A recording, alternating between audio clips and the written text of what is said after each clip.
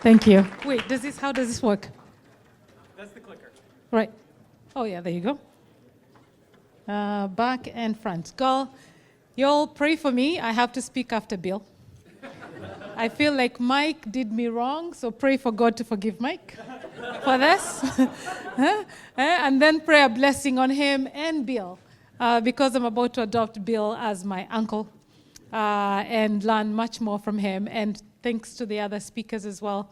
I feel like I'm the little girl to the rest of them that spoke. I'm only 8 years into my journey of entrepreneurship, and they've had like so many lessons and all of that. And I was listening to Bill, and I just kept moving closer and closer, trying to move to the front to hear as much as I could. So forgive me for going after Bill. Hopefully I have something little to share that might be helpful. I'm going to talk about me, and then I'm going to talk a little bit about my business and the question that I have today. So hopefully I'm doing all of that in about 20 minutes. My name is Jackee Kasandy. I am an immigrant from Kenya. I was very glad to hear someone talking this morning about Kenya. I'm like, wait, I want to know you. And I was born and grew up in the villages in the western part of Kenya, in a tiny little town where there was a paper mill. And then the paper mill shut down, and then the town died. And I have been about 20 to 20-something years in Canada. I came as a student. A week after I was done school, I started working, and the rest of it is history. That wasn't the original plan. When I was in Toronto, once I finished school, a week after I was done with school, I started working in advertising. So I spent 5 years in advertising. The first 2 weeks I was there, my 2 supervisors used to come to work crying. They were burnt out. And so I knew I needed only to do 5 years.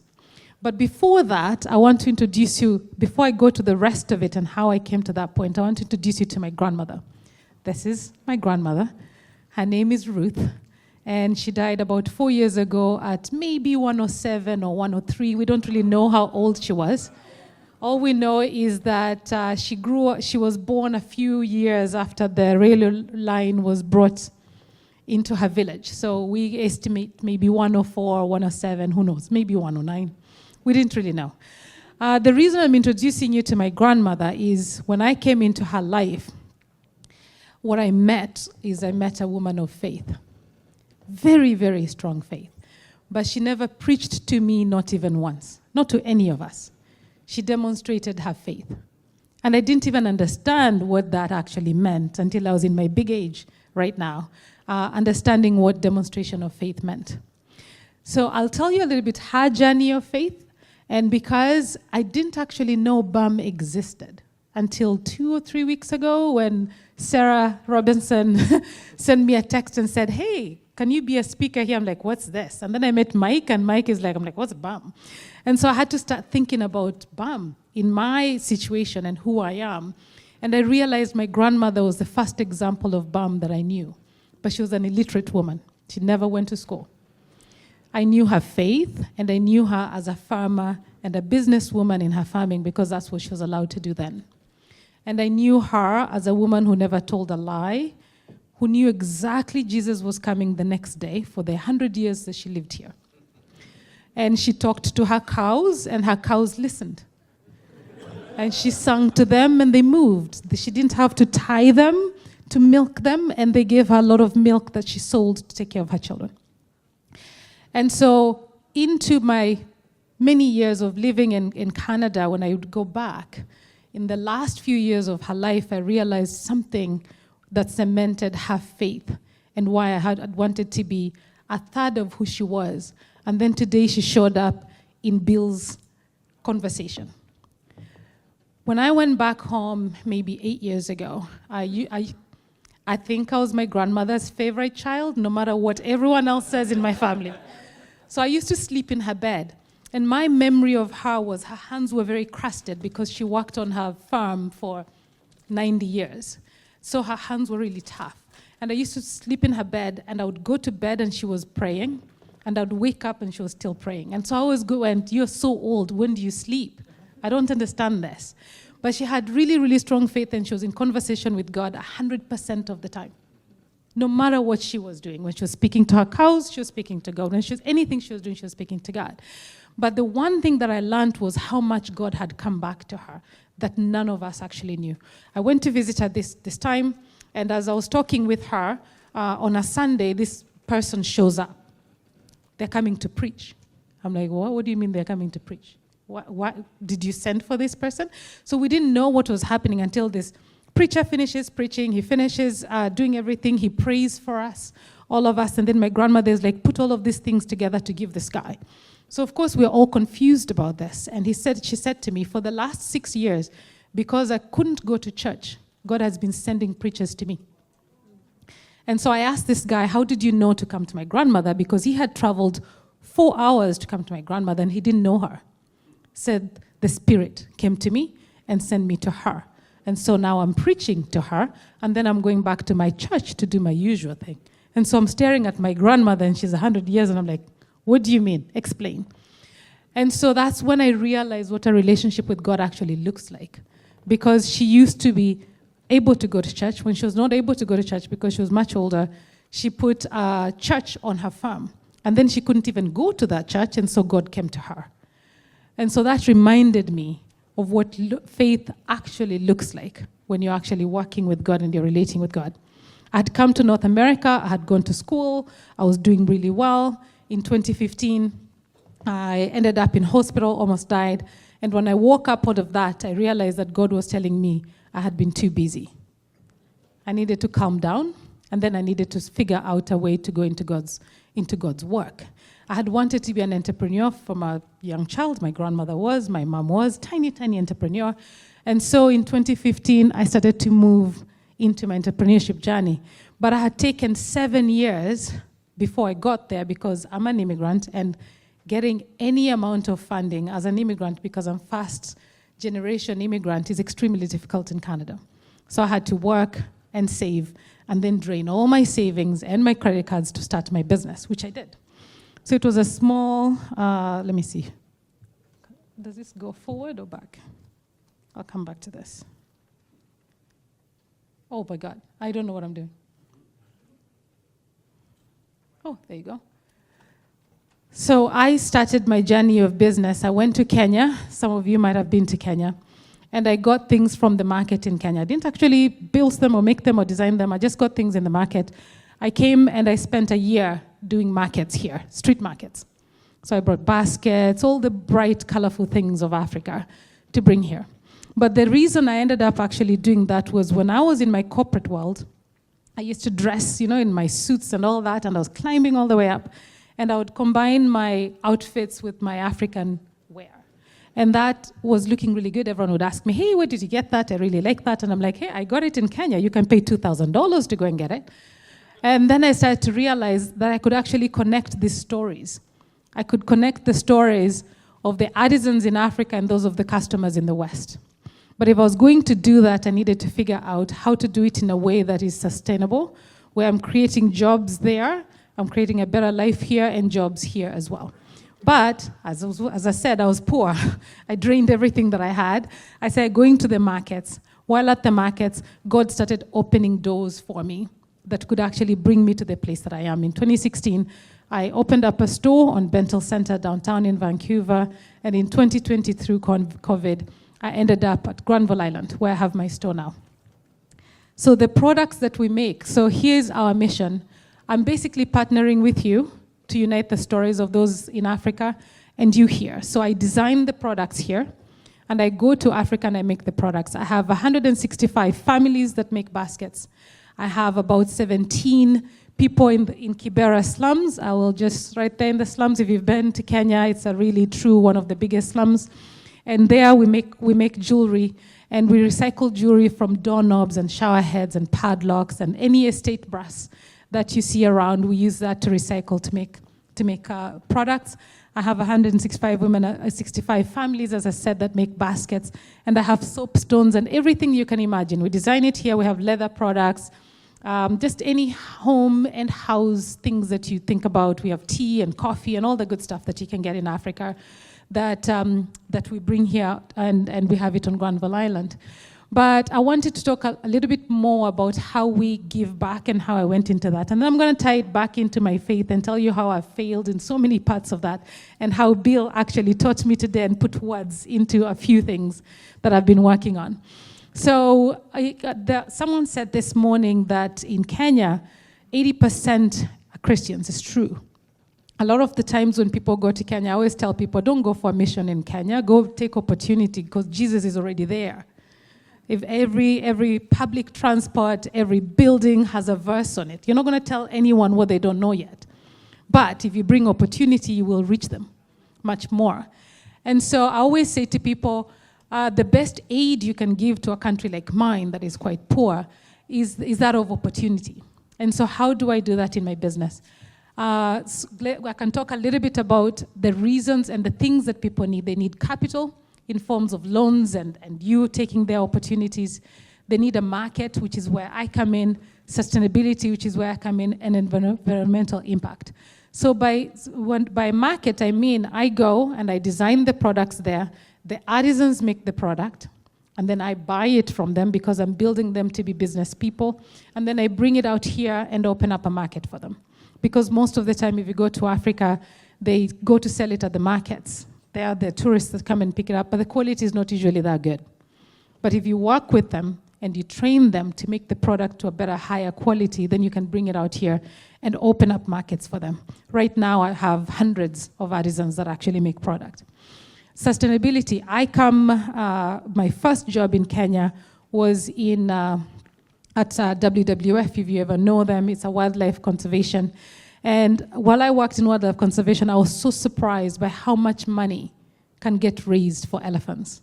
I used to write letters, and these old women in the US would send 15,000 US dollars. And that used to shock me. And I'm like, okay, I want to do human conservation. This is a poor country. And so my human conservation started from there. It's like, how do I bring opportunity and jobs? And how do I help the people back home become better by helping the people here also become better, because the product that I'm bringing is good for the earth. We're recycling and upcycling and doing all of that good stuff so you can wear something and feel good about it, but at the same time, we are getting the world to be better with the environment, but also giving opportunities for work. And so we do a lot of work, and everything has to be recycled or upcycled or ethically sourced. And then, so that's the sustainability and environmental impact. So I wanted to unite all of those three things into the business that I was doing, but I was learning as I was going, because guys, I learned marketing. And I come from a poor background, so I didn't know a lot of the things that I have ended up learning as I have learned so far. So if that's what I'm doing in my business at the moment, I came in this morning and I was listening to Bill talk, and I listened to the guy in the morning, and I was starting to think, how does my business actually exist as a mission? I hadn't united those things. I know that I have God, I know that I have a relationship with God, and I know that I pray to God in everything that I was doing, but I thought of God as a partner with me until Bill, and my grandmother's spirit in Bill, today reminded me that God actually owns the business. And that if I get out of the way, that God will do the rest. Because I struggle in my business. I struggle with debt. I struggle with how to actually run business properly. And then I keep crying to God. I'm like, okay, God, are we doing this? And then I cry to God, and then I become really insecure about what I think I'm hearing from God. Right? So I'm running around going, God, did you say this? Was I the one saying this? Is this actually right? And then I get so scared about making any mistakes because I think God is going to punish me. Because my relationship with God was about the character of God, not the... I didn't have that, guys. I learned today. Because my grandmother came through Bill this morning and taught me that. I was struggling because I had started the business in my own strength. And then when I realized that I didn't want to do it in my own strength, I made God my partner. Me made God my partner. Right? And then I'm like, God, you're my partner, we're going to do this. Rather than actually, God, you own this. So how are you going to do this? I will do it with you. That's a lesson I have learned today. And I'm so thankful to Bill for teaching me that even though I'm doing good work, even though I'm doing kingdom work, I'm providing jobs in Africa. I'm providing jobs here. I've got like 10 employees. And I've started a foundation. I have a foundation that is going to teach refugee women how to become artisans here, the ones that come into the country, and indigenous women. I have been doing good work, but I was doing it in my own strength. Even though I had God, God was kind of on the peripheries, kind of in, kind of out. How would I actually work towards letting God own the business and me just be a vessel through that? And I think if I do that, it's going to take away my insecurity and my doubt, and it actually will flourish the business itself. So thank you for listening to me today and for teaching me, most importantly, with everything that I have done. And so even though I walked through the experiences that I've had, and guys, I've had good experiences. In my work life, I actually did really well. I climbed up all the way to the top. My identity became so steeped in being in the corporate world. I was doing really, really well until I ended up in hospital and almost died. And then God is like, haha. Are you listening now? Huh? Can we actually do this other thing? And when I went to do business, I had to give up everything. I had to move to a small house, Airbnb. I had to Airbnb so that I could actually support myself. I came from living a really high life to living a really low life to try and build this thing. Right? And so then that became my identity. It's like, I'm doing good, I'm doing this, and God has sent me. But all of this time, even though God had sent me, I wasn't letting God actually do it. I was doubting the entire time I was doing it. God, are you doing this? Or am I doing this? And God, I'm giving this to you, and then the next day I wake up and I take it back. You know, how you just pray, and you're like, God, I'm giving this to you, it's all yours, you're going to do this, and then I wake up the next day and I make a decision that doesn't have God in it. Right? And so how am I making my business that is doing good, that is sustainable, that is doing all of this other good stuff actually becomes God's business rather than mine? So I feel like, Mike, you invited me here today actually to learn, not to share anything that anyone can learn from. I think God sent Sarah to send me here today to come and learn about how to be a better business person. And not just a better business person, how to be God's steward in his business. And I'm very, very pleased about that learning. And as I was preparing this, before I knew the rest of the speakers or that Bill existed and everything that he said, this is what I was struggling with in my business. As a BAM practitioner, how does one square with Romans 13:8 in a debt society? And so that was going to be my question here today. We live in a debt society. We have to have loans and lines of credits and all of that stuff. My grandmother never ever had debt. And then Bill has stood here today and said he doesn't have debt. I have debt in my business. And so my question was going to be, how are you all working with debt? And how are you squaring that with what God says about not having debt? Right? And how, if you could take one thing here today, is to think through what that actually means. And I actually want to learn a lot more from Bill about that, about how do you square having debt? Because the last year, I started reading from George Mueller, and George Mueller back in the 30s did these amazing things, and he was not in debt. So I got really convicted. Me as a businesswoman who's doing business for God, how can I be doing business in debt and be in good standing? So I was wrestling with that for the whole year until Mike came to me and said, can you speak about being a BAM practitioner, which I didn't know I was. I didn't know I could put my umbrella on as a BAM practitioner until I found out that BAM existed, and I'm a woman of God, and I pray and I talk to God every day in childlike manner like Bill, only I don't actually listen the way Bill does. I talk to God constantly because my grandmother showed me how to do that. I just didn't know how to actually listen, and if I listen, how to actually figure out what God is really saying, because my brain is too busy most of the time. Even if I say that I'm saying these things to God, my brain is too busy. I wait for a second and I'm like, did you say that? And then God is like, wait, I'm even still thinking. And you're asking for an answer. And so if you have any ideas, or maybe you can share any examples and ways that you work in your business and you've squared with debt, I'd really appreciate that. There's one, I think, where is he? Right there in the back. He came and found me today and he said, thank you for your question to to Bill about Romans 13 and debt and how to work with that. And so I'm really curious to hear from you, if you can really advise me on how to work with debt, or maybe just how to get comfortable with being in debt as a Christian businesswoman and figuring out how to navigate that. Because as Bill said, maybe debt is not bad, and I've really been guilting myself for the last year about debt. Maybe it's not bad, maybe it's okay to have, but I come from a cash society in Kenya into a debt society here where I was guilted a lot about having debt. And so how do you actually make that work? But for my business itself, I am on Granville Island. I have had a store for 8 years.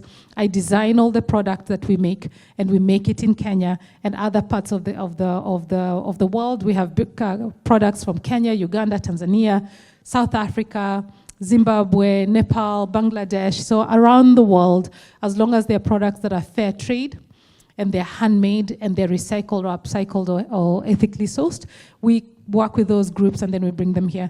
The one thing I do really differently is I do direct buying. I don't do where I go and get product and then people come and then proceeds are sent back. If you know anyone who's engaged in that, please ask them to stop. Because proceeds going back means that the artisan who made the product has to wait sometimes a year or 2 years before that money ever goes back to them. Which means even though organizations are saying that they want to support, they actually don't shoulder any of the risk. The artisan who's very poor in Africa, in Asia, shoulders 100% of the risk until that thing sells, if it ever sells. If it doesn't, they don't actually get anything. So as doing the business that I am, when I meet other vendors that are doing the things that I'm doing, and especially if they're charities or NGOs, I'm always advising them, please don't do the proceeds going back. It takes too long, and those people suffer because we don't shoulder the risk, and we could shoulder it here. And especially if your background is a marketer like I am, I get the products from them, I bring them here, I tell their stories.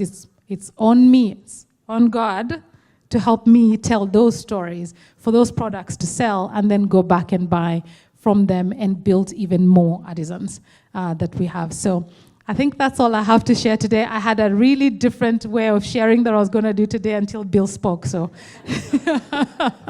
and then that changed my talk today, because I was like, wait, I can introduce myself and who I am, but really I have learned here what has changed what I was going to say earlier on today, and I'm more proud and happy about that than I am of what I was going to say before.